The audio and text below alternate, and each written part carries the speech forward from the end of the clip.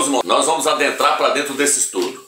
E como eu disse para vocês, nesse estudo eu vou estar mostrando para vocês que o arrebatamento dos vencedores, ele não pode acontecer fora da primavera e da Páscoa. Ele vai acontecer na primavera e na Páscoa. Mas para isso eu vou estar usando esse quadro aqui, ó, para mostrar para os irmãos com mais detalhes o arrebatamento dos vencedores e daqueles que não se tornarem vencedores. Por quê? Porque, como eu disse, existe 2 arrebatamentos para acontecer. E eu vou estar fazendo isso de uma forma diferente. Eu vou estar falando mais sobre essa questão de colheita. Por quê? Porque o Eterno, ele nos compara com uma colheita, ele nos compara com uma lavoura que vai ser colhida. A intenção do Eterno, meus irmãos, sempre foi a de fazer 3 colheitas na sua lavoura. E o interessante é que uma colheita já aconteceu. Agora falta 2 colheitas para acontecer. Falta 2 arrebatamentos para acontecer. No vídeo anterior eu falei sobre 2 colheitas. Um vídeo que eu fiz aí, lancei aí no canal Atalaia Dial. Eu falei sobre 2 colheitas. Eu falei sobre 2 arrebatamentos. Um antes da tribulação e um depois da tribulação. Nesse vídeo eu vou estar mostrando a questão das 3 colheitas. Eu vou estar mostrando para os irmãos que uma das colheitas já foi feita. Agora só falta 2 colheitas. Uma antes da tribulação e uma depois da tribulação. Mas para isso eu vou ter que começar esse estudo da mesma forma que eu comecei o estudo anterior. Eu vou começar com 1 Coríntios capítulo 3, versículo 9. Ali o apóstolo Paulo, o apóstolo Shaul, ele mostra que o Eterno nos compara com uma lavoura. O que diz lá?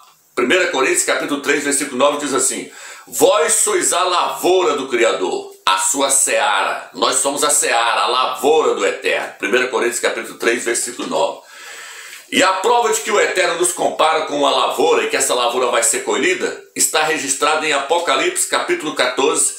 Ali diz que um semelhante ao Filho do Homem foi visto sobre uma nuvem, e ele estava com uma foice na mão. E um anjo veio e gritou: mete a foice, porque a seara da terra está madura. E então ele meteu a foice e a seara da terra foi colhida, foi ceifada. Só estou mostrando para os irmãos que o Eterno nos compara com uma lavoura e que essa lavoura vai ser colhida. Ali está dizendo que o Filho do Homem, Yahushua, vai fazer uma colheita. Aquela colheita ali é a colheita daqueles que não subirem no primeiro arrebatamento. Aquela colheita ali é a última colheita. Ela vai ser feita no final da tribulação. Vou estar mostrando isso para os irmãos daqui a pouco dentro das Escrituras. Então, meus irmãos, o Eterno, ele tem uma lavoura. E essa lavoura, ela é colhida de 3 vezes. A primeira colheita já aconteceu. Agora falta 2 colheitas para acontecer. Então o que eu quero trazer para os irmãos? O que eu quero trazer para os irmãos é o seguinte: essa lavoura do Eterno tem 3 coisas nelas que são colhidas. E cada uma dessas coisas representam algo. A primeira coisa que é colhida na lavoura do Eterno é o linho. A segunda coisa é a cevada. A terceira coisa é o trigo. Essas 3 coisas são colhidas na lavoura do Eterno: o linho, a cevada e o trigo. O linho já foi colhido, meus irmãos. Por quê? Porque a colheita acontece na ordem. Cada colheita acontece em uma ordem. O linho já foi colhido. Agora falta colher a cevada e o trigo. Romilson, o linho representa o quê? O linho representa Yahushua, o nosso Salvador. No livro de Daniel, no livro de Ezequiel, capítulo 9, diz que o Eterno falou para um homem vestido de linho que trazia na sua roupa um estojo, que trazia na sua cintura um estojo. E com esse estojo ele saía marcando a testa daqueles que não seriam mortos em Jerusalém, aqueles que não estavam debaixo de idolatria. Esse homem vestido de linho é Yahushua. Só estou mostrando para os irmãos que o linho representa Yahushua. Por isso que no livro de Daniel, capítulo 10, versículo 5, e Daniel, capítulo 12, versículo 6, diz que Daniel viu um homem vestido de linho do outro lado do rio Eufrates. Aquele homem é Yahushua. É por isso que no livro de Apocalipse, capítulo 19, diz que os vencedores, quando eles estiverem voltando com Yahushua, eles vão estar vestidos de linho branco puríssimo. O linho branco representa a justiça de Yahushua. Lá fala a justiça, o ato de justiça dos santos. Porém, o ato de justiça dos santos, ele vem de Yahushua Mashiach. E Yahushua é o nosso linho.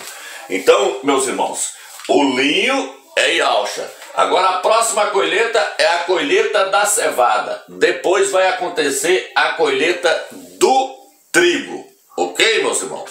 E o linho, meus irmãos, ele era colhido e ele era moído. E depois ele era colocado para secar. Quem é que foi moído por nós? Yahushua Mashiach. No livro de Isaías 53 fala que ele foi moído por nós. Então, o linho ele era colhido e ele era moído e era colocado para secar para depois fazer o tecido. Então, Yahushua é a primeira colheita do Eterno. Essa colheita já aconteceu. Yahushua já veio, já voltou para o céu. Já aconteceu essa colheita. Agora, a próxima colheita que vai acontecer é qual, meus? A colheita da cevada.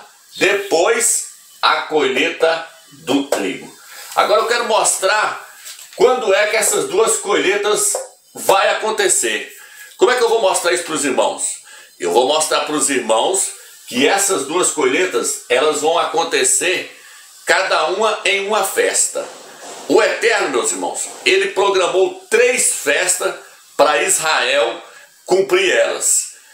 Muitos aí no YouTube falam muito de 7 festas. Fala da festa, fala da Páscoa, fala dos pães asmos, fala das primícias, fala de Pentecostes, fala da festa do tabernáculo, da festa das trombetas. Eles falam de 7 festas.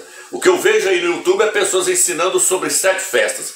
Só que eu não quero falar sobre 7 festas. Por quê? Porque o Eterno não determinou para os judeus, para os Yaldins, cumprir 7 festas. O Eterno deu ordem para eles cumprirem só 3 festas. Está registrado aqui, ó. Êxodo 23, versículo 14 e 17, Deuteronômio 16 e 16. Eu não estou falando que não tem as outras festas, não. Os judeus até comemoram as outras festas. Só estou dizendo que o Eterno determinou o cumprimento só de 3 festas. Essas 3 festas é que tem que ser cumprida. Elas têm que cumprir ainda, porque tudo que está no Velho Testamento são figuras, são sombra das coisas que haveriam de vir. Então cada uma dessas festas, dessas 3 festas, representam algo que tem que se cumprir, meus irmãos.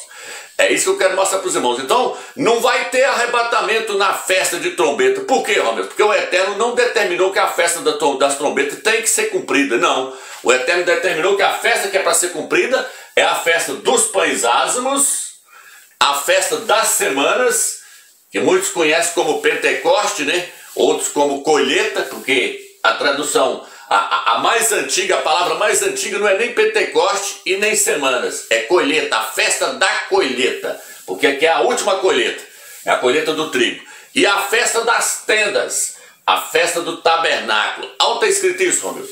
Deuteronômio 16, versículo 16, o Eterno falou, vocês vão cumprir 3 festas no ano. 3 festas no ano. Aí o Eterno pega e fala o nome delas: pães asmos, semanas e tendas.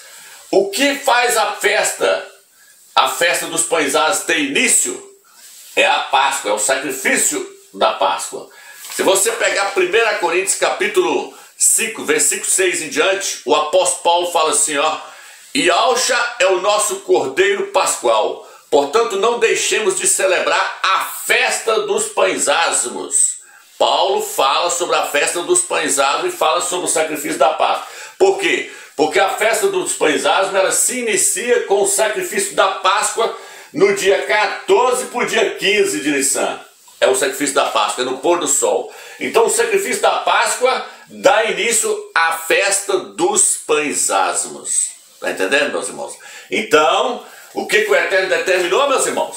3 festas: pães asmos, semanas, que é a festa da colheita, e a festa das tendas, dos tabernáculos. Isso está aqui, ó, Êxodo 23, versículo 14 e 15, e Deuteronômio 16, 16, leia lá que vocês vão ver que o Eterno determinou só 3 festas. Esquece esse negócio de 7 festas aí, que isso aí é só para trazer confusão. Por isso que tem muitas pessoas ensinando aí que o arrebatamento vai acontecer na festa das trombetas. Hoje eu vejo com clareza, não vai acontecer na festa das trombetas. O arrebatamento vai acontecer, os 2 arrebatamentos que faltam, as 2 colheitas que faltam agora, vai acontecer na festa dos pães asmos e na festa da semana, na festa da colheita, que para cumprir essas festas. Muitos pensam que a festa da semana, que é a festa de Pentecostes, já se cumpriu, porque o Eterno derramou o Espírito dele sobre o povo dele ali, a igreja, no dia de Pentecostes. Essa festa aqui ainda não cumpriu não, meu irmão. Ela vai cumprir ainda. Ela vai cumprir com a colheita do trigo. E essa festa aqui vai cumprir com a colheita de quê, Romeu? Com a colheita da cevada. Quero explicar isso para vocês agora, para vocês entenderem. Então veja bem, meus irmãos. O linho e a cevada eram colhidos na mesma estação, na estação da primavera, entre março e abril. Por isso que Alcha veio na primavera. Então era cumprido na estação da primavera. O linho era colhido, porém o linho era colhido primeiro do que a cevada. Agora o que vai acontecer? Agora vai acontecer a colheita da cevada.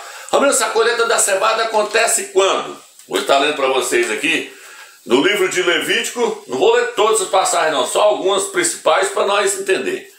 Levítico 23, versículo 10 diz assim: diga aos israelitas, quando por fim entrarem na terra que eu lhes dou e fizerem a colheita, vós terão de levar ao sacerdote as primícias da sua colheita, e ele levará as primícias para a frente e para o Criador, a fim de que cada um de vocês sejam aceitos por ele. Então aqui está falando assim, quando vocês entrarem na terra da promessa, vocês vão fazer a colheita. Qual colheita, Romilson? A colheita da cevada. Por quê, Romilson? Porque eles entraram na primavera. Eles entraram em Jerusalém, em Alxalã, lá na terra de Jericó, para ser mais preciso, lá na terra de Jericó, eles entraram no dia 15.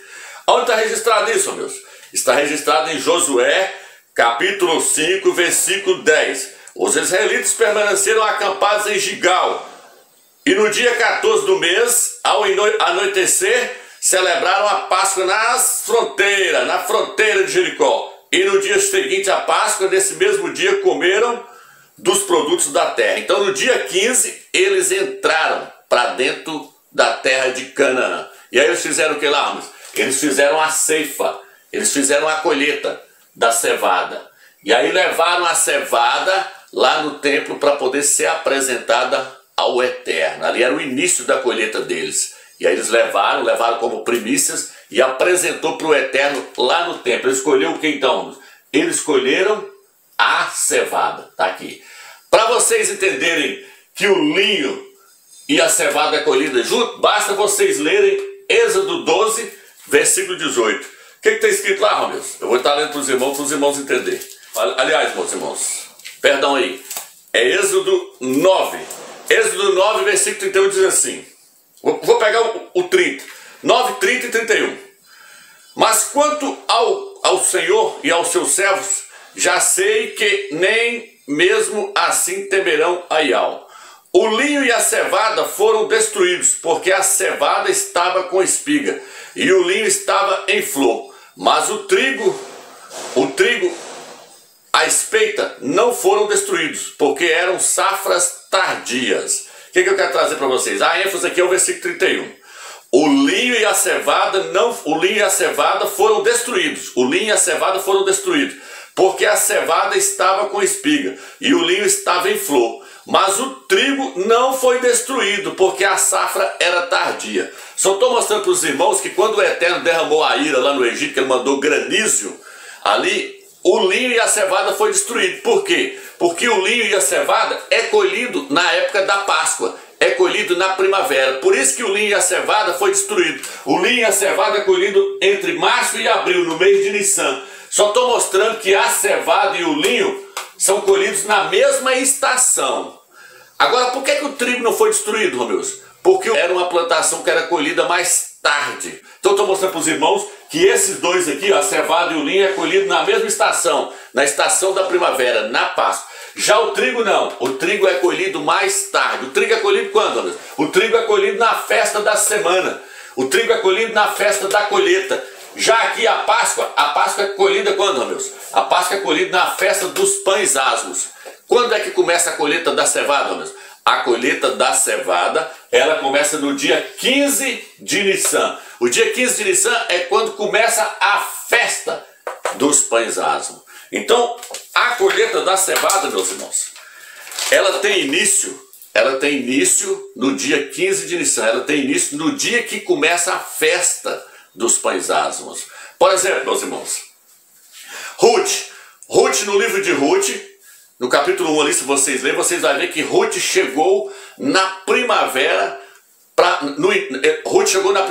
no início da colheita da cevada. Ela chegou lá em Israel, Ruth. Ruth é um símbolo da igreja gentílica.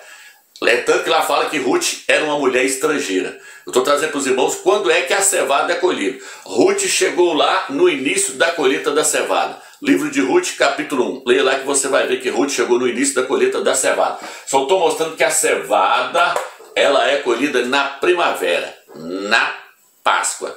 Então o que é que eu quero trazer para os irmãos com isso? O que eu quero trazer para os irmãos agora é o seguinte: não vai haver arrebatamento, não vai haver colheita dos vencedores, a colheita dos vencedores não vai acontecer na festa das trombetas. A colheita dos vencedores não vai acontecer na festa do tabernáculo. Não.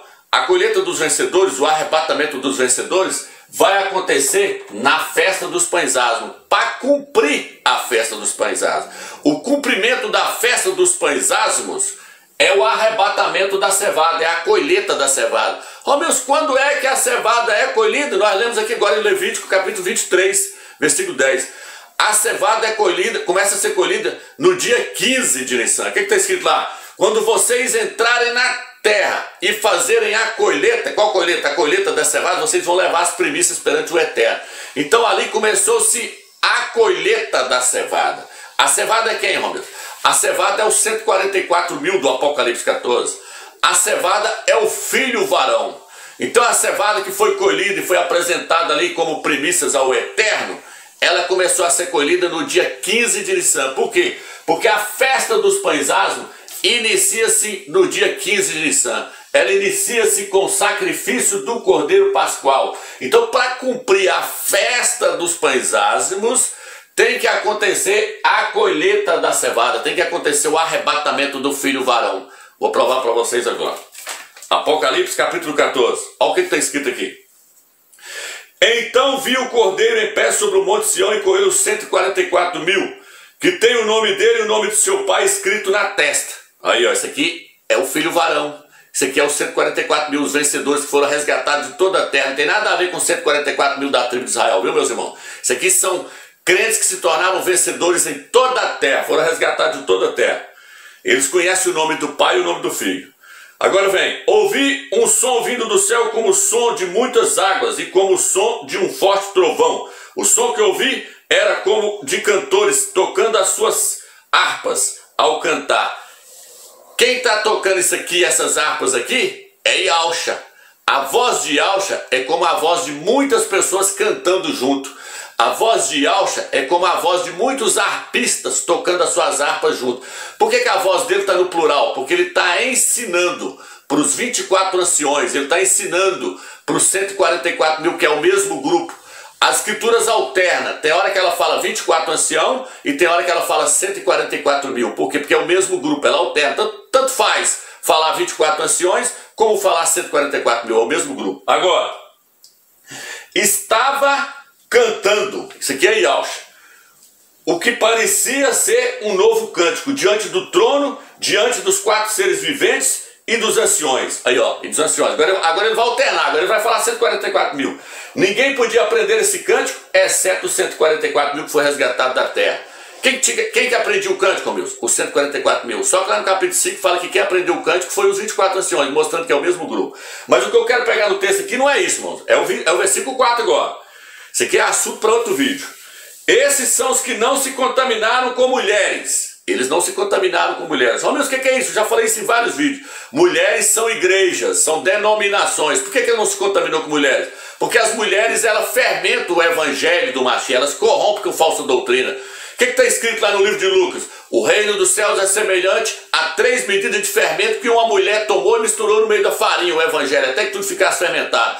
Então essas mulheres aqui, essas igrejas evangélicas, essas denominações, elas fermentam o evangelho. Elas fermentam com idolatrias, com falsa doutrina. Então está dizendo aqui que os 144 mil não se contaminou com elas. Olha o que acontece aqui agora aqui, ó.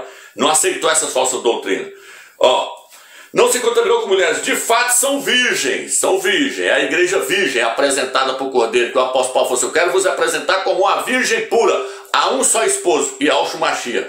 Quem é essa virgem pura que Paulo falou que queria apresentar para ele para o casamento? Os vencedores, os 144 mil. Agora, ó, Olha o que o texto diz. Esses são os que estão seguindo o Cordeiro, para onde quer que ele vá. Estes são os que estão seguindo o Cordeiro, para onde quer que ele vá. Foram comprados dentre os homens como primícias para o Criador e para o Cordeiro. Foram comprados como primícia. A cevada, Levítico capítulo 23, versículo 10 e 11, diz que a cevada foi apresentada ali como primícia. E é interessante que a cevada e alcha, o linho, são chamados de primícias. Os dois são chamados de primícias. Por quê? Porque os dois são colhidos antes do trigo.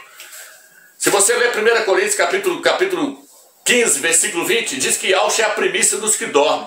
No versículo 23, fala da ressurreição, como é que ela vai acontecer. Fala, e alcha, vírgula, as primícias, vírgula, depois os que são de alcha na sua volta. Porque vai haver agora 2 colheitas, vai haver 2 arrebatamentos e 2 ressurreições. Vai acontecer 2 colheitas e 2 ressurreições.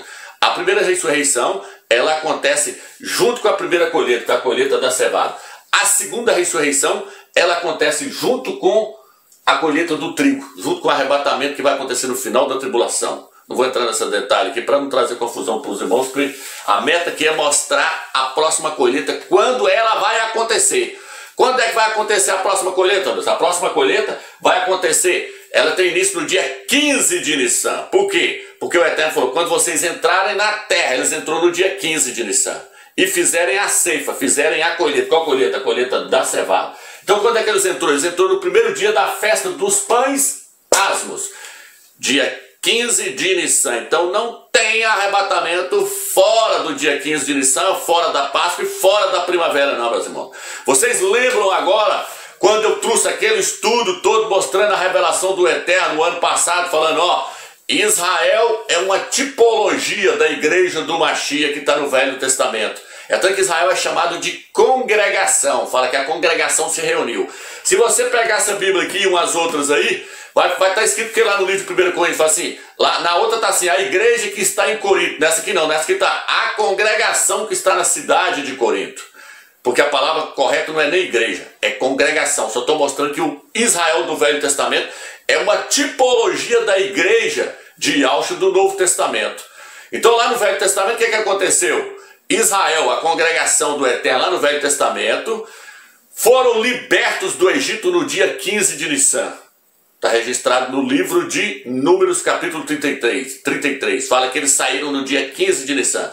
E eles entraram na terra do descanso, na terra lá de Canaã, no dia do descanso, no dia 15 de Nissan. Está registrado em Josué, capítulo 5, versículo 10 em diante. Eles entraram no dia 15. Então eles saíram no dia 15 e entrou no dia 15. Como Israel é uma tipologia da igreja do Mashiach, como tudo que está no Velho Testamento são sombra das coisas que há de vir, isso está registrado no livro de Colossenses, são sombra das coisas que há de vir, nós temos que apegar isso para nós. Israel era a congregação do Eterno no Velho Testamento, uma figura, um tipo da igreja do Mashiach. Faraó era um tipo de Satanás, representava Satanás. O Egito representava o mundo. Moisés representava Yahshua, o nosso líder. É tanto que lá fala assim, eles saíram do Egito, foram batizados, foram emergidos em Moisés. Olha aí, ó, comparando Moisés com Yahshua. Por quê? Porque no livro de Gálatas, capítulo 3, versículo 27, diz que nós fomos batizados, fomos emergidos em Yahshua. Fomos emergidos em Yahshua. A tipologia é tão tremenda que quando Moisés morre, aí vem outra pessoa para simbolizar Yahshua, para tipificar Yahshua. Qual é a pessoa que veio agora? Josué. Josué é que passou a liderar o povo. Quem é que introduziu o povo na terra de Canaã? Josué. Quem é que vai introduzir os filhos do Eterno lá na glória? Yahshua, o Mashiach. É tanto que o nome Josué no Velho Testamento está errado. O nome não é Josué, na nossa Bíblia está errado. O nome original é Yahshua. É o mesmo nome do Salvador. E ele tipificava Yahshua perfeitamente, porque não mostra nenhum defeito dele. Ele foi um homem que combateu os gigantes, passou por cima dos gigantes e introduziu aquele povo na terra do descanso, na terra da promessa. Yahshua é o nosso Salvador, é o nosso general, é o nosso líder. É ele que vai na frente, passando por cima de todos os gigantes e os inimigos, para introduzir a cevada, para introduzir os vencedores, para introduzir o filho varão, lá na terra de Canaã, lá na glória, onde está o Eterno. Por quê? Porque quando Josué entrou lá na terra do descanso, lá na terra de Canaã, ele topou com Yahshua lá dentro, E Yahshua virou para ele e falou assim: tira a sandália dos pés, porque o lugar que você está é terra santa. Quando nós chegarmos lá em cima, é isso que Yahshua vai dizer para nós: vocês chegaram num lugar que é um lugar santo, é o lugar onde está o Todo-Poderoso, Yahweh dos Exércitos. Eu só estou mostrando para vocês então que, para haver o cumprimento dessa festa dos pães asmos, ela só vai ser cumprida no dia que a cevada for colhida, no dia que o filho varão for colhido. Senão não existe o cumprimento, não vai existir. Deixa eu pegar o pincel aqui.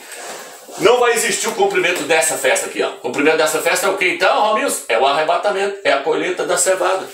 E quando é que ela é colhida? Dia 15 de Nissan. Tá entendendo agora porque toda a prefiguração de Israel saindo no dia 15 de Nissan, entrando no dia 15? Se eu aceito que Israel é a congregação do Eterno Velho Testamento e que Israel representava a igreja, se eu aceito isso, que todo pastor prega isso também, se eu aceito que Faraó é uma tipologia de Satanás, se eu aceito que Moisés era uma tipologia do Mashiach, eu tenho que aceitar também que eles saíram no dia 15 e vai entrando no dia 15. Eles foram arrancados com mão forte. A palavra arrebatamento significa arrancar com força. Então, se eu aceito todas essas questões aí, Faraó representando Satanás, Moisés representando o Mashiach, se eu aceito todas essas questões, Israel representando a igreja, eu tenho que aceitar que eles saíram no dia 15 e entrou no dia 15, que o nosso arrebatamento tem que ser no dia 15 também. E tem que ser na Páscoa, na primavera. Entendeu, meus irmãos? Eu tenho que aceitar o resto da profecia. Porque tudo que está lá são figuras e são sombras das coisas que há de vir, que há de acontecer. No Novo Testamento vai se tornar realidade. Está entendendo? Agora eu quero passar para aqui, ó. Agora eu quero passar para cá. E aqui eu creio que os irmãos entenderam perfeitamente. Aí, meus irmãos, veja bem agora. Veja bem agora. Essa festa aqui, ela tem que se cumprir. Como é que a festa da semana da colheita, que chama de Pentecostes, vai cumprir, Romeu? Com o arrebatamento, com a colheita do trigo. Então tá, aqui ó, veja bem, meus irmãos. Essa festa aqui, ela vai se cumprir com a colheita do trigo. Romeu, quem é o trigo? O trigo são os crentes que não vão estar maduros para ser arrebatado agora, na primavera, na Páscoa. Por que eu estou dizendo agora? Porque eu creio que vai ser nessa Páscoa agora. Eu creio que vai ser nessa Páscoa agora, porque Israel vai estar completando 73 anos. Daqui a pouco eu falo sobre isso, no final do estudo aqui. Então veja bem, meus irmãos. O trigo são os crentes que não vai subir no primeiro arrebatamento. Eles vão ficar para amadurecer. Tanto que a casca do trigo é mais dura. Eles falam que o trigo tinha que ter, para quebrar a casca deles, diz que tinha que ter que levar numa máquina lá que chama tribulon. Ela chamava tribulon essa máquina. Tinha que levar o trigo lá para ele ser moído, porque a casca dele é mais dura. A casca da cevada, ela é mais mole. A casca da cevada é mais mole. Então a cevada representa a igreja de Filadélfia, a igreja fiel. O trigo representa a igreja de Laodiceia. Representa essas denominações. O trigo é mais duro. E o trigo tinha que ser levado numa máquina chamada tribulon, para depois ele ser moído. O que que acontece? O trigo ele vai ser moído na tribulação. Ele vai passar pela tribulação. Por quê, Romilson? Porque a cevada amadurece primeiro que o trigo. Por isso que o trigo é colhido mais tarde. O trigo era colhido 50 dias depois do dia 16 de Nissan. Passava-se a contar. Onde está isso, Romilson? Levítico capítulo 23, versículo 10. O versículo 15 vai falar que a festa da semana ela começava a ser contada do dia 16 para frente. A festa dos pães asmos, ela começava no dia 15 e ia até o dia 21. A festa da semana, a festa da colheita, começava no dia 16. E aí passava a contar-se 50 dias para frente. No final dos 50 dias era colhido o trigo. E quando o trigo era colhido, então o que acontecia, Romilson? Aliás, quando o trigo for colhido, o que vai acontecer, Romilson? Vai acontecer o cumprimento da festa da semana, da festa que é chamada festa de Pentecostes. O nome original é festa da colheita, é a grande colheita. A cevada era uma pequena colheita que fazia. Mas o trigo não, o trigo é uma grande colheita. Por quê? Porque o arrebatamento, a colheita da cevada, vai ser só um pequeno número que vai subir no primeiro arrebatamento. Por isso que a cevada é menos. A cevada ela era mais nutriente, porém ela tinha menos valor do que o trigo. Onde está isso, meus? Apocalipse capítulo 6, versículo 6. 3 medidas de cevada por 1 denário. E 1 medida de trigo por 1 denário. Mostrando que o trigo tinha mais valor. O trigo, na verdade, ele tem mais valor aqui na terra. Quem tem valor é a igreja de Laodiceia. A igreja de Filadélfia não tem valor nenhum. Por quê? Porque A igreja de Laodiceia, ela é representada pela cevada. Só que a cevada era mais nutriente. E a cevada, ela pode não ter valor para as pessoas, mas para o eterno ela tem um grande valor. A igreja de Filadélfia, ela pode não ter valor no mundo aqui, mas para o eterno ela tem um grande valor. Por isso que Auschwitz falou, vocês têm pouca força. Mas para quem que ele falou que é o arrebatamento? Para ela, ele falou, porque guardasse a minha palavra da perseverança, eu também te guardarei da hora da tribulação que há de vir sobre o mundo inteiro. Então Yahushua vai tirar a cevada. Yahushua vai tirar a igreja de Filadélfia antes de iniciar a tribulação. E ele vai deixar a igreja de Laodiceia, vai deixar o trigo para ser colhido no final da tribulação. Agora o que acontece, meus irmãos? Vocês podem observar que uma coisa está dentro da outra. A Páscoa, para se iniciar a festa dos pães asmos, tem que acontecer o sacrifício do cordeiro. E para iniciar a festa da colheita, tem que iniciar-se a festa dos pães asmos. A festa da colheita inicia-se dia 16, a festa dos pães asmos, dia 15. E a festa da colheita, a festa da semana, ela durava 50 dias. Por isso, festa das semanas é porque são 7 semanas. Está registrado no livro de Levítico, capítulo 23. São 7 semanas, são 50 dias. Só estou mostrando para os irmãos que isso aqui está tudo um dentro do outro. Aqui, ó. Tudo dentro um do outro. Ó. Um está dentro do outro. Por que está tudo um dentro do outro, ó, meus? Porque Yahushua, o linho, a cevada e o trigo formam um só. Formam um grupo só. Yahushua é o cabeça e nós somos o corpo. Formam uma coisa só. Então, por isso que essas 3 festas estão interligadas. Essa aqui está fora. Essa aqui está fora. Por quê, meus? Porque essa aqui representa o milênio. Isso aqui está onde? Isso aqui está no Apocalipse, Zacarias 14, 16, 17. Fala que todos os anos, no milênio, as pessoas vão ter que subir a Jerusalém para adorar o Eterno. Está relacionado mais com os judeus, com a igreja também. Porém, aqui está falando que quando todas as coisas tiverem sido guardadas, quando tudo tiver sido restaurado, porque a festa das tendas, ela é o agradecimento por todas essas colheitas aqui, ó. E a festa das tendas era quando eles tinham guardado toda a sua colheita no celeiro, já estava tudo já guardado. Então essa festa aqui, ela representa o milênio, é quando Yahushua estiver reinando, tudo tiver sido guardado, tudo tiver sido restaurado. Ela acontecia de setembro a outubro, tá vendo aqui a data dela? Essa aqui não, essa aqui é março e abril. Mas aí o que eu quero trazer para vocês? Que a Páscoa, os pães asmos e as semanas estão todas interligadas, uma dentro da outra, uma sai de dentro da outra, tá vendo? Por quê? Porque aqui, ó, a Páscoa é o cordeiro pascual, é Yahushua, é o linho. A cevada é os vencedores e o trigo são os derrotados. Porém, eles são derrotados, mas não significa que está fora do corpo do machista, está fora dessa massa, não. É tanto que se você ler, ó, se você ler Romanos 6, vou colocar a tradução na tela agora para vocês verem. Em Romanos capítulo 11, versículo 16, diz assim: se a parte da massa que é oferecida como primícia é santa, ou a parte da massa que é oferecida como primícia é santa, o restante da massa também se tornará santo, o trigo.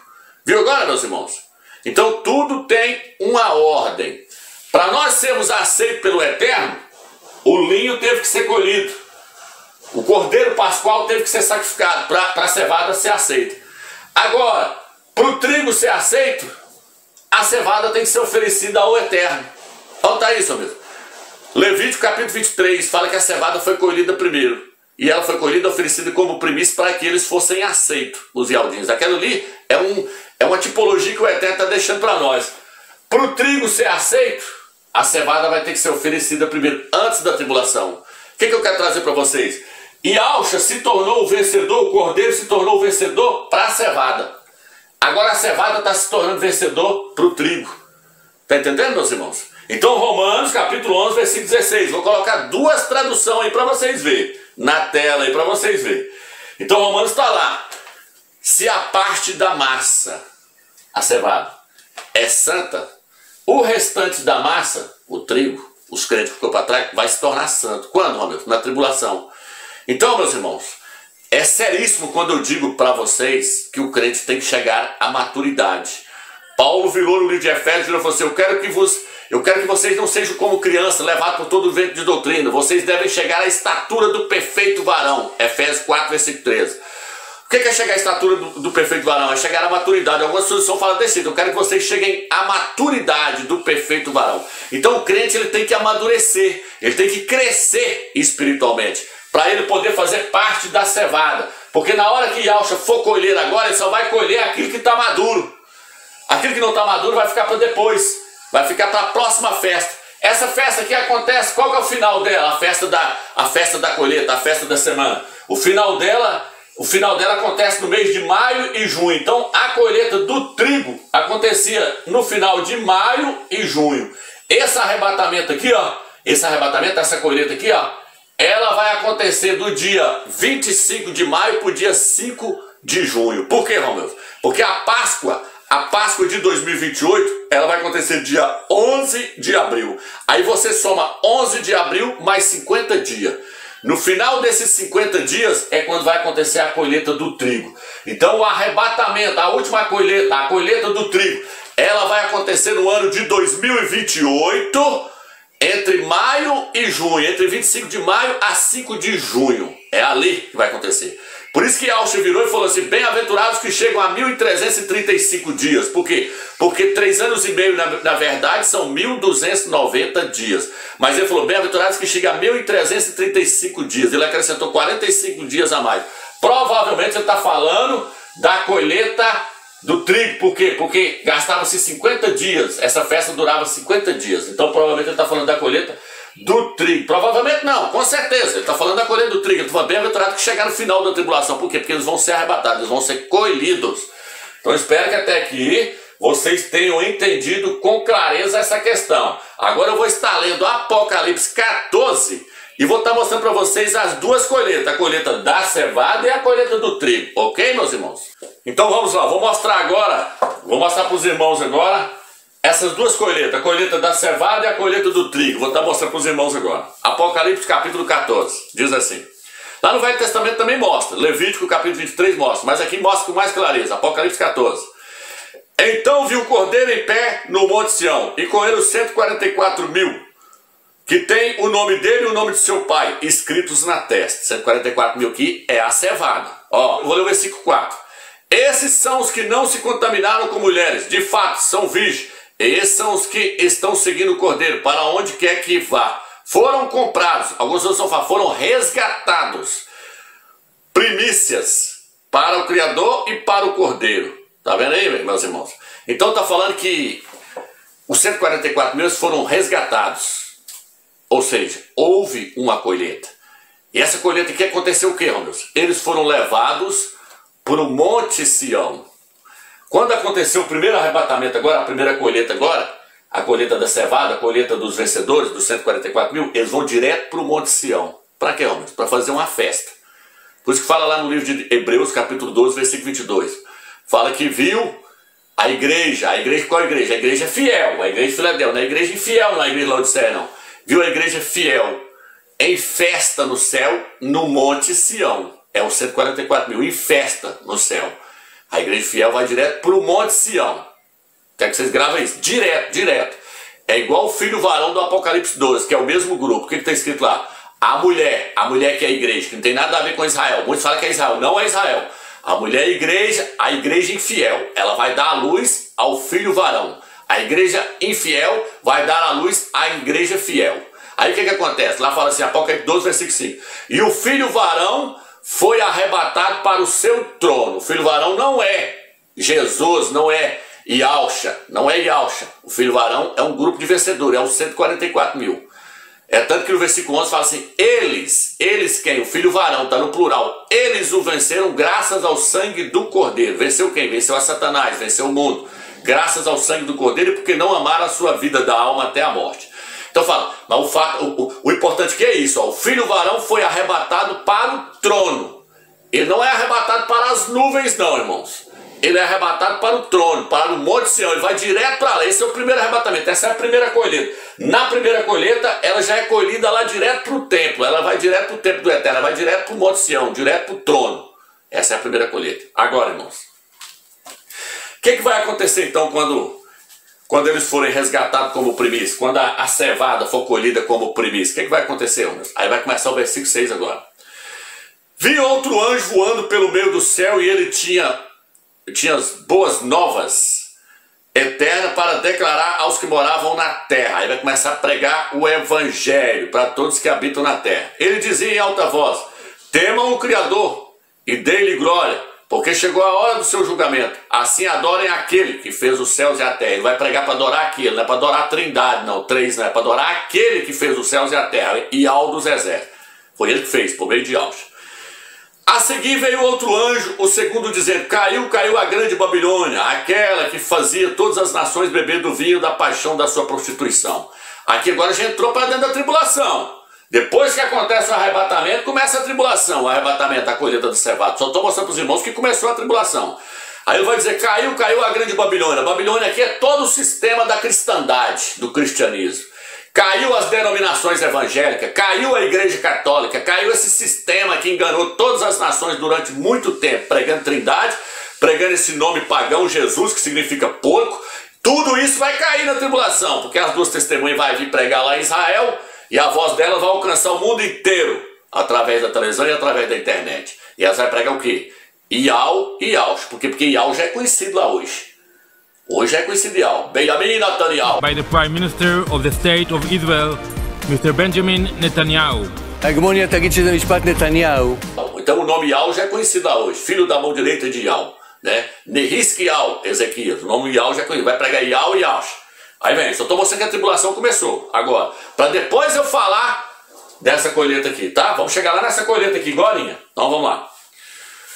Outro anjo seguiu o terceiro, dizendo em alta voz: se alguém adorar a besta, versículo 9, e a sua imagem receber uma marca na testa ou na mão, beberá também do vinho da ira do Criador. Está falando agora da marca da besta, está falando da imagem da besta. Está vendo que entrou para dentro da tribulação? Entrou para dentro da tribulação. Aí vem agora, a fumaça do 11, a fumaça do tormento dele subirá para todo sempre. Quem adorar a imagem vai ser jogado dentro do lago de fogo. Agora eu vou pegar aqui agora o versículo 13. Aqui, ó. E ouvi uma voz vinda do céu dizendo: escreve, felizes os mortos que desde agora morrem no Salvador. Tal, beleza. Agora o 14. Vi então uma nuvem branca, e sobre a nuvem estava assentado alguém semelhante a um filho de homem, e Alcha, com uma coroa de ouro na cabeça, porque ele é o rei, e uma foice afiada na mão. Ele tinha uma foice. A foice é para quê? A foice é para colher. Agora ele vai colher o que, Romilson? Ele vai colher a cevada? Né? Já foi colhida, ela é as primícias que foi colhida logo no capítulo 14, versículo 4. É os 144 mil, já aconteceu a colheita da cevada. Então ele vai colher o que agora, Romilson? Depois da tribulação ele vai colher o trigo, que agora já está maduro. Agora ele amadureceu. Amadureceu com o que, Romilson? Ele amadureceu com a tribulação vai fazer amadurecer na marra. Por isso que eu falei com vocês que o trigo era levado na máquina chamada tribulon. Vai ter que passar pela tribulação, os crentes que não subiram no primeiro arrebatamento. É a igreja que vai ficar para trás. A mulher, a igreja deu à luz ao filho varão, a cevada, e ela foi arrebatada para o trono. Depois vem a tribulação. Ela fugiu para o deserto. A mulher fugiu para o deserto. Agora, aí vem agora, versículo 14. Estava sentado alguém semelhante ao filho de homem, com a coroa na cabeça e com a foice na mão. O 15. Outro anjo saiu do santuário do templo, gritando em alta voz para o que estava sentado na nuvem: use a sua foice e colhe, pois chegou a hora da colheita. E ceife, pois chegou a hora da colheita, porque a colheita da terra está completamente madura. Olha aí, a seara da terra está completamente madura. O anjo apareceu e falou: meta a sua foice e colhe, porque a seara da terra agora está completamente madura. Por quê? Porque passou pela tribulação. Mas agora o que eu quero trazer para vocês? Aqui está dizendo que o filho do homem, Yaush, estava sentado sobre a nuvem com a foice na mão. Então esse arrebatamento é para ir lá para o trono, Romilson? É para ir para o Monte Sião? Não, é para ir para as nuvens. Por isso que no livro de Tessalonicenses não está falando do primeiro arrebatamento. Tessalonicenses está falando do arrebatamento do trigo, que acontece no final da tribulação. Por quê, Romilson? Porque lá diz assim: nós os vivos que ficarmos, que sobrou, que não subiu no primeiro arrebatamento, nós os vivos que ficarmos. Apocalipse capítulo 4, versículo 13 em diante, o versículo 16 é que vai entrar nessa questão. Nós os vivos que ficarmos, o apóstolo Paulo falando, seremos arrebatados para encontrar o Salvador nas nuvens, para o encontro dele nas nuvens. Então, no primeiro arrebatamento da cevada, a pessoa vai direto para o trono, que é o arrebatamento do filho varão, vai direto para o Monte Sião, que é os 144 mil. O segundo arrebatamento, a segunda colheita do trigo, vai encontrar Yahusha nas nuvens. Viu uma diferença? Conseguiu ver agora a diferença, meus irmãos? Que tem duas colheitas, uma colheita vai para o Monte Sião e a outra colheita vai para as nuvens. Então tem dois arrebatamentos. Então Yahusha vai vir, a primeira ele não sai do trono, ele fica lá. A pessoa vai direto para encontrar ele lá no trono. A segunda colheita não, ele vem, larga o trono e vem, para nas nuvens e faz a segunda colheita. Mais explicado que isso aqui não tem como. Então, meus irmãos, está tudo programado. Está tudo programado. Eu quero ver agora a pessoa sair disso aí, dizer que tem possibilidade do arrebatamento acontecer fora da primavera, o arrebatamento da cevada, porque esse aqui é fora da primavera, esse aqui é entre maio e junho. Estou falando da cevada, dos vencedores vai acontecer agora. Eu quero ver a pessoa falar para mim que ele vai acontecer fora da primavera, fora da Páscoa e fora do dia 15 de Nissan. Não tem como. Dentro da Páscoa é certeza. E tudo indica que é no dia 15 e é na primavera. Por quê, Romeus? Passou-se o inverno, passou-se a chuva, chegou-se a primavera. Levanta-te, querida minha, formosa minha, e vem a mim. Ele está falando da igreja fiel. Por quê, Romeus? Porque ele precisa de uma igreja para casar com ele. Yahusha precisa de uma igreja para casar com ele. Ele precisa de uma virgem. Ele não quer uma igreja prostituta como as denominações e como a igreja católica, não. A igreja católica é a grande prostituta do Apocalipse 17. E as denominações evangélicas são só as filhas.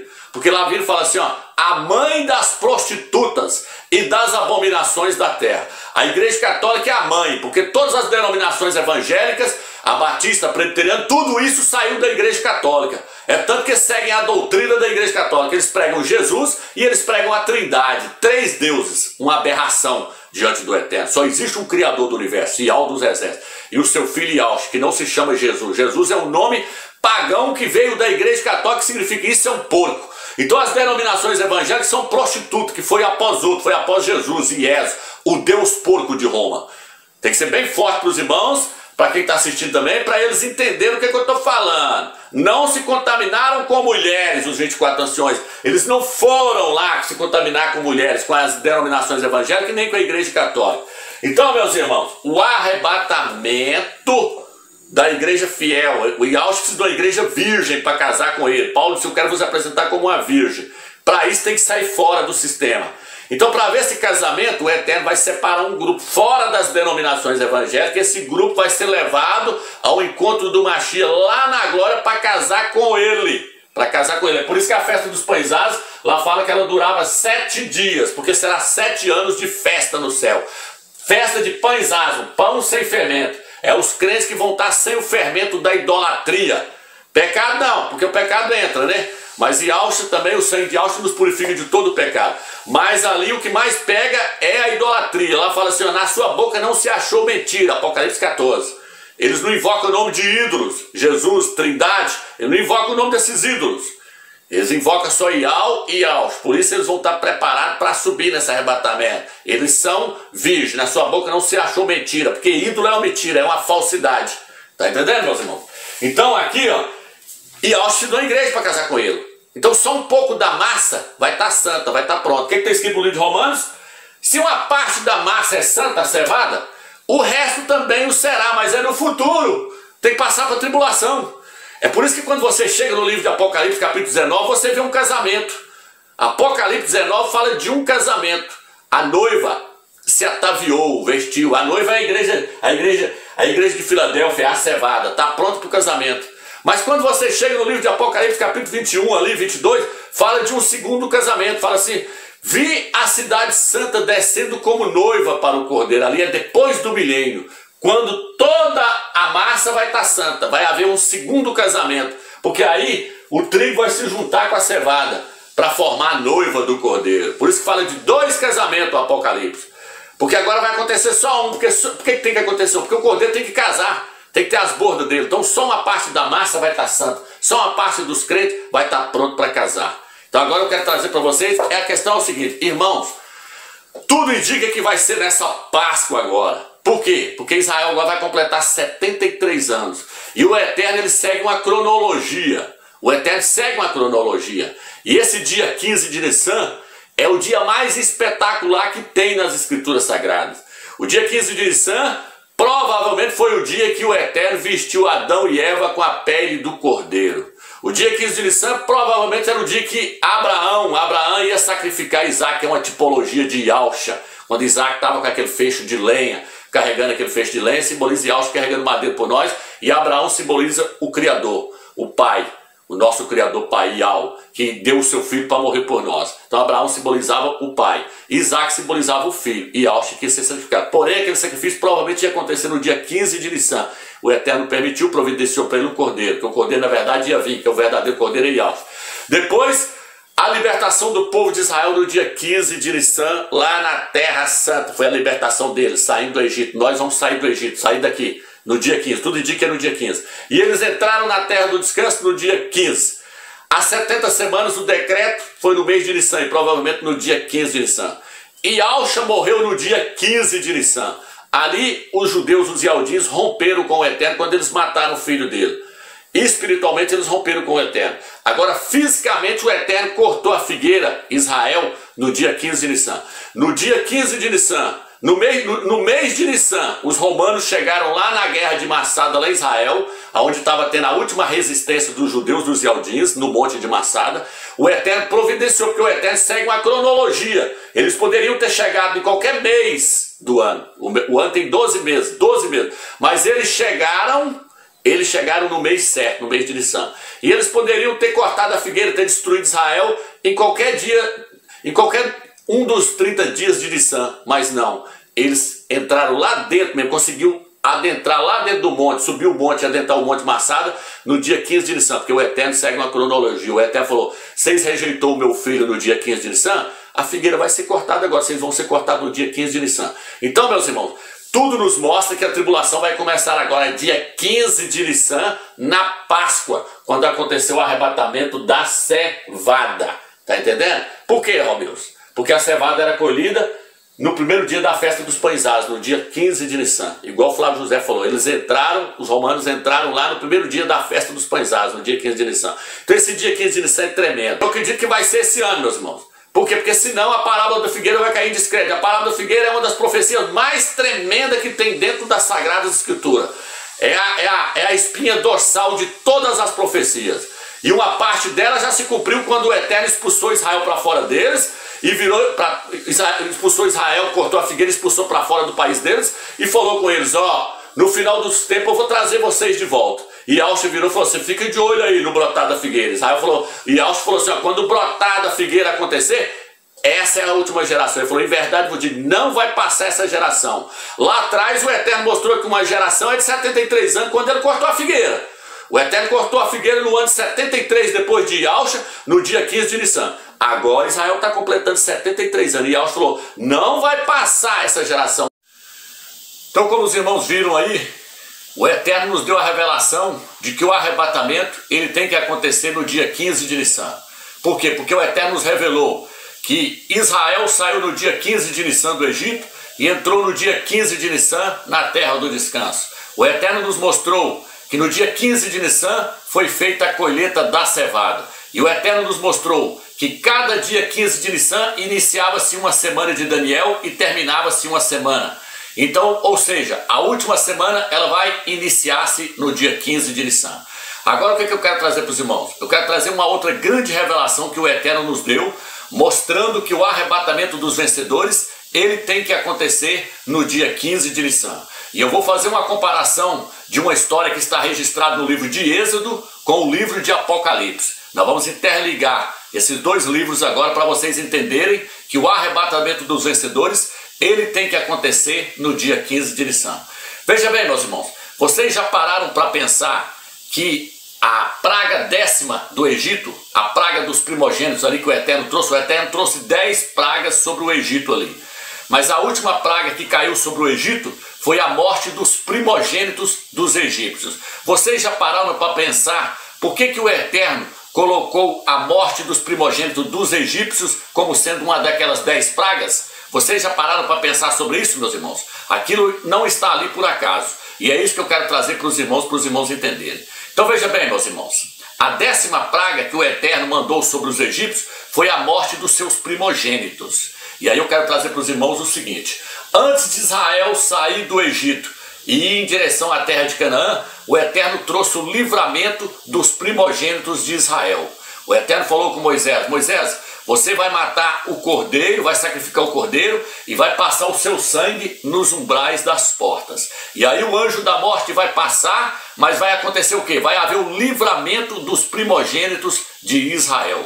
Porém, os primogênitos dos egípcios irão morrer. Por quê? Porque eles não tinham o sangue do cordeiro nos umbrais das portas. O anjo da morte ia passar, mas a casa que tivesse o sangue do cordeiro nos umbrais das portas não iria morrer nenhum daqueles primogênitos. E isso aconteceu. Morreram todos os primogênitos dos filhos dos egípcios. Inclusive o filho do faraó, seu primogênito, ele morreu. Então, meus irmãos, veja bem o que eu quero trazer para os irmãos. Eu mostrei vários vídeos meus que o filho varão do Apocalipse 12, ele é o primogênito. Ele é o primogênito que vai ser arrebatado antes da tribulação. O filho varão do Apocalipse 12 é o primogênito. O primogênito é o filho mais velho, é aquele que é mais maduro. Então veja bem, irmãos, eu quero trazer essa história para os irmãos verem a revelação do Eterno, quanto ela é tremenda. Então tudo que está no Velho Testamento são sombra das coisas que há de vir. Lá no Egito teve o livramento dos primogênitos graças ao sangue do cordeiro. Em Apocalipse capítulo 12, versículo 11 diz assim: eles o venceram graças ao sangue do cordeiro.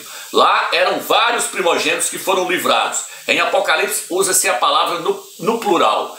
Eles o venceram graças ao sangue do cordeiro. Lá tinha o cordeiro. No Novo Testamento, em Apocalipse também, em Apocalipse 12, aparece o cordeiro. Então veja bem, meus irmãos, tudo que está lá no Velho Testamento, no livro de Êxodo, está no livro de Apocalipse. Os primogênitos lá do livro de Êxodo é uma sombra dos primogênitos que estão no livro de Apocalipse, capítulo 12. E aí, irmãos? E aí é o seguinte, meus irmãos, o que eu quero trazer para os irmãos? O livramento deles aconteceu no dia 15 de Nissan. O Eterno falou com Moisés: você vai sacrificar o cordeiro e vai passar o sangue nos umbrais das portas. E à meia-noite o anjo da morte vai passar. Mas quando foi que aconteceu aquele livramento, ó Deus? Dia 15 de Nissan, porque o dia para eles lá muda-se depois das 18 horas. Então, à meia-noite já era 15 de Nissan. Então, o livramento dos primogênitos lá aconteceu no dia 15 de Nissan. E o livramento do primogênito, do filho varão do livro de Apocalipse, capítulo 12, vai acontecer no dia 15 de Nissan. Porque foi no dia 15 de Nissan que o cordeiro, Yahshua Mashiach, morreu lá em Jerusalém. Está entendendo, meus irmãos? Então, a questão da profecia, estou trazendo para vocês aqui mais uma revelação tremenda do Eterno. Aqueles primogênitos não estão ali por acaso, meus irmãos. A história dos primogênitos ali, do livramento deles ali, é uma revelação que o Eterno deixou para revelar agora nesse último momento. No momento que o filho varão está para sair da terra, para receber o livramento. O anjo da morte ia passar. Nós não estamos vendo aí a morte chegando aí através desse vírus aí, a morte não está chegando. E no livro de Apocalipse capítulo 6 não fala do cavaleiro lá que fala que abriu o selo, o quarto selo, e apareceu um cavaleiro, o seu cavaleiro chamava-se morte. Então antes da morte chegar, antes da tribulação começar, o que tem que acontecer, irmãos? Tem que acontecer o livramento dos primogênitos. Tem que haver o arrebatamento do filho varão. É por isso que no livro de Hebreus, capítulo 12, versículo 22, diz assim: vi a igreja dos primogênitos no céu em festa. Então, irmãos, a história está se repetindo. Lá era apenas uma figura, agora está acontecendo na realidade. Por isso Paulo falou, tudo que está lá, tudo que aconteceu no Velho Testamento são sombra das coisas que há de vir. Então agora nós temos mais uma revelação do Eterno. A primeira é qual que eu mostrei para os irmãos? Israel saiu no dia 15 de Nissan e entrou no dia 15 de Nissan na terra da promessa. A cevada, ela foi colhida no dia 15 de Nissan, quando eles entrou na terra do descanso.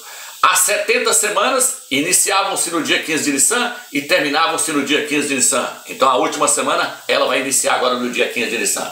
E agora mais essa revelação tremenda.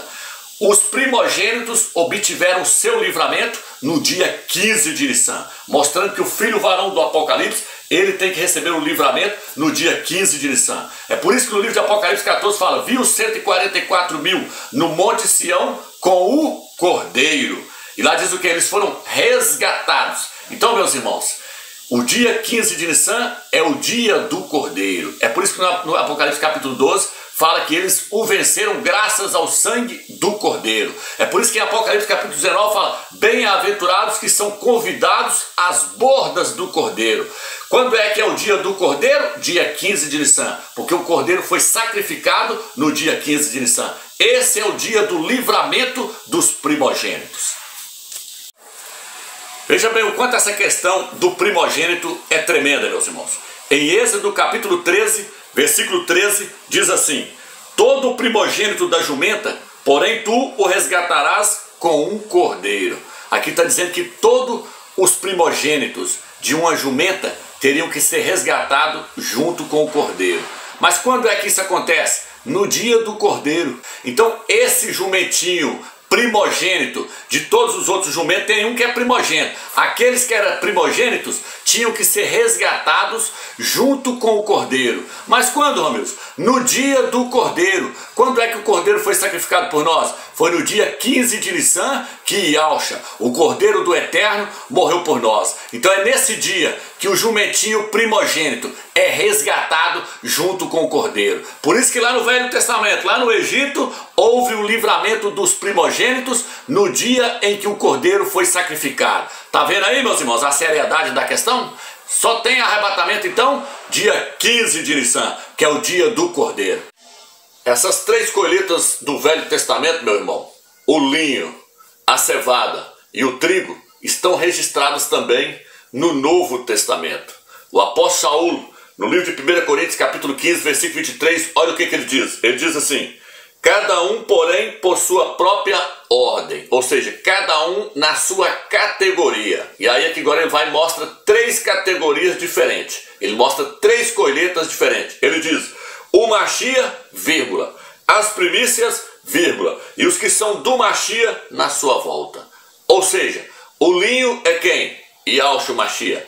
As primícias é quem? A cevada. E os que são do Machia na sua volta é quem? O trigo. Então Paulo está mostrando as três colheitas do Velho Testamento em 1 Coríntios capítulo 15, versículo 23. Gostaria de explicar para os irmãos aqui a questão do livro de Mateus, capítulo 24, versículo 36, onde diz que ninguém sabe o dia e nem a hora. Veja bem, meus irmãos, como eu mostrei em vários vídeos meus, o livro de Mateus e o livro de Marcos, eles têm muito fermento neles. O único livro que eu mostrei que é confiável ali é o livro de Lucas. Desses três evangelhos aí, é o livro de Lucas. Porque Lucas falou que fez uma acurada investigação para depois relatar toda aquela história. Já Mateus e Marcos tem muita coisa ali que não bate. Igual, por exemplo, Mateus fala que Yahshua ia ficar 3 dias e 3 noites no coração da terra. Porém, Yahshua morreu na sexta, ficou a noite da sexta, a noite do sábado e ressuscitou domingo de manhã. Ficou faltando uma noite. Então, só estou dando um exemplo que aquele livro ali, ele é cheio de contradições. Por exemplo, o livro de Mateus traz lá a virgem que deu à luz a um menino e colocou o nome dele de Emanuel. Maria, Miriam, nunca chamou Yahshua de Emanuel. Emanuel é o nome do anticristo, do antimachia. Então aquele livro está cheio de contradições. Então nós temos que nos basear no livro de Lucas. E o livro de Lucas, capítulo 21, versículo 33, se eu não me engano, ali narra toda a história da figueira que está narrada no livro de Mateus. Porém, Lucas não termina a parábola da figueira como Mateus termina. Mateus termina dizendo, ninguém sabe o dia e nem a hora. Lucas não coloca esse versículo. Por quê? Porque ele provavelmente foi acrescentado para dentro das Escrituras. Por quê? Porque as Escrituras não podem entrar em contradição, meus irmãos. No livro de Amós, capítulo 3, versículo 7, diz: Yahweh não fará nada sem antes revelar os seus segredos aos seus profetas. E hoje existem profetas ainda na terra. Por quê? Porque no livro de Efésios, capítulo 4, versículo 3, fala que o Eterno concedeu dons aos homens, a uns serem profetas e mestres. Então as Escrituras não podem entrar em contradição. Em Amós diz que o Eterno não vai fazer nada sem antes revelar o seu segredo aos seus profetas. E no livro de Mateus está dizendo, ninguém pode saber o dia. Tá vendo aí, meus irmãos? Então está entrando em contradição. Se o Eterno revelou para Noé quando é que ia vir o dilúvio, por que o Eterno vai revelar o arrebatamento para a igreja do Machia, a igreja fiel? Então isso aqui é o por terra. E aí eu quero terminar esse estudo usando Salmos 90, versículo 10, para os irmãos entenderem. Vamos lá. Os Salmos 90, versículo 10, o autor que escreveu aqui, ele nos mostra que uma geração é de 70 a 80 anos. Vamos ler aqui. Salmos 90, versículo 10.